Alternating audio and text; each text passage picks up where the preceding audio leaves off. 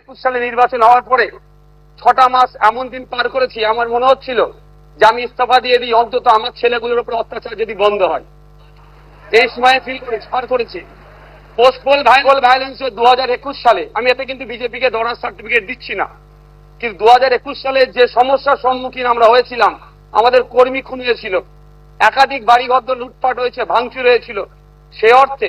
তবে হ্যাঁ, একটা জিনিস, এই 2026-এ দাঁড়িয়ে কিন্তু বেশ কিছু ধর্মের স্থান আক্রান্ত হয়েছে।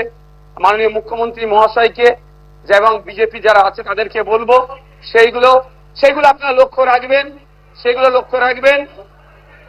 আজকে এই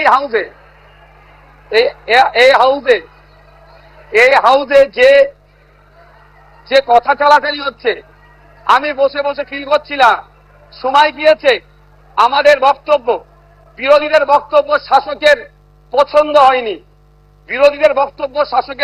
হয়নি, চিৎকার করে বন্ধ করে দেওয়া হয়েছে। এই হাউসেও কিন্তু 21 থেকে 26 আমরা দেখেছি। আমরা আশা করব ওই দিনটা আসবে না। আমরা বিরোধী যারা আছি গঠনমূলক প্রস্তাব রাখবো, শাসক দল যারা আছেন তারা গ্রহণ করবেন। মাননীয় মুখ্যমন্ত্রী মহাশয় একটা কথা বললেন, খুবই ভালো লাগলো।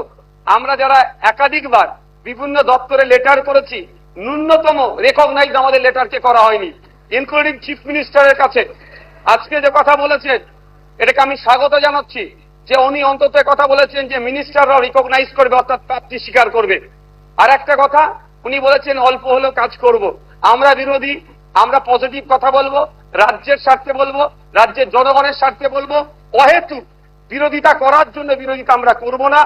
সুতরাং মুখ্যমন্ত্রী মহাশয়কে বলবো, অল্প নয়, আমরা যেগুলো আর্গুমেন্ট করব, আমরা যে ডিমান্ডগুলো রাখবো, ব্যক্তি স্বার্থের জন্য নয়, মানুষের স্বার্থে, নির্বাচিত হয়ে এসেছি তাদের স্বার্থে, সেগুলো আপনি পুরোপুরি যদি আমাদের জন্য, বাংলার মানুষের জন্য করেন, আমরা আপনার কাছে অবশ্যই কৃতজ্ঞ থাকবো।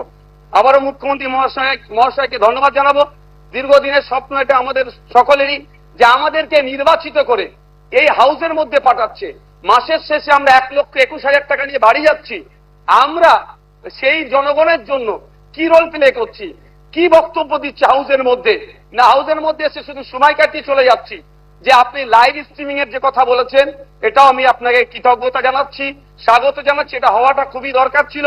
বাংলার অন্তত নির্বাচনগুলোতে তাদের জনপ্রতিনিধি হিসাবে কাদেরকে চুজ করবে, কেমন মানুষকে পাঠানো দরকার, তারা যেখানে বাংলার আইন তৈরি হচ্ছে, আগামী 5 বছর বাংলার শিক্ষা, স্বাস্থ্য, কর্মসংস্থান থেকে শুরু করে কৃষকের রুজি রুটির প্রশ্নে, প্যারা টিচার থেকে শুরু করে বিভিন্ন ক্ষেত্রে সমকাজের সমবেতন নিয়ে, এক কথায় আগামী 5 বছর বাংলা কিভাবে চলবে, বাংলার মানুষের স্বার্থে কি আইন তৈরি হচ্ছে, আইন পজিটিভ। একটু ছোট করুন।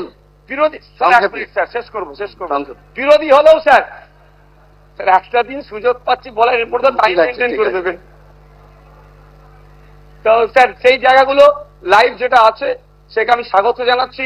আমি আবারও আপনাকে ধন্যবাদ জানিয়ে বলবো, বহুদলীয় যে গণতন্ত্র আছে সেটার পূর্ণ মর্যাদা দিয়ে আমাদের মতো ছোট্ট যারা বিরোধী আছি তাদেরকে পরিসর দেবেন।